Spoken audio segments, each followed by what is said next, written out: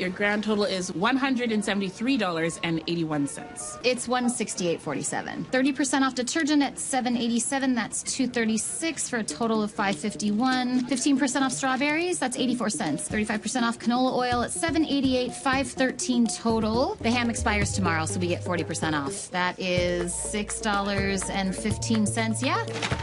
The total is $168.47. I had just gotten home with my kids. 2 police officers showed up at my door. Morgan Guillory, I'm Detective Karadek. This is Detective Osdell. We need you to come down to the station. At first, I had no idea why they were there until they brought me to the station and showed me the surveillance footage from last night. Last night, I was working the night shift as a cleaner at the precinct. While I was cleaning, I had my headphones on and was dancing along to the music. Then I accidentally knocked over a stack of case files. When I crouched down to pick it up, I casually glanced at the crime scene photos. Then I looked over at the case board nearby, and instantly I spotted a mistake. So I did something I probably shouldn't have done. I changed the suspect on the case board to the victim. So this morning, when Karadek came into work and saw the board had been changed, he completely lost it. Who did this? Who changed our board?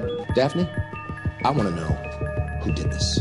They checked the surveillance footage and realized the person who changed it was me. Tampering with a criminal case is a serious crime. It wasn't tampering. I saw a problem and I tried to fix it. That's all I was doing, cleaning up your mess. The captain shoved the case file across the table and asked me to point out the errors in it, so I grabbed the crime scene photos and pointed out the detail everyone else missed. The couch pillows were perfectly arranged. The colors alternated evenly. Every object in the room was lined up with almost obsessive precision. Even the metal finishes matched. That told me one thing. The woman living in that house was a total clean freak. But somehow, in the entire room, only one curtain tie was left undone. That's odd, isn't it? You're telling me this woman who meticulously arranges her couch pillows doesn't care about her curtains?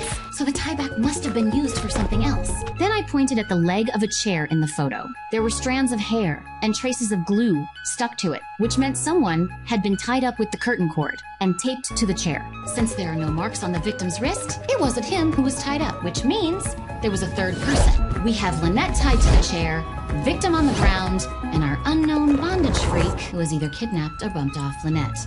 That's the person you need to find. Right then, 2 other detectives walked into the room. A woman was seen entering the house at the time of the murder. The third person! But even after hearing all that, they still didn't believe me. I ended up getting thrown into a holding cell anyway. Later, after signing an NDA, I was finally getting ready to leave. That's when I noticed everyone gathered around a monitor. They had already identified a suspect. But the second I looked at the screen, I knew the surveillance video was fake.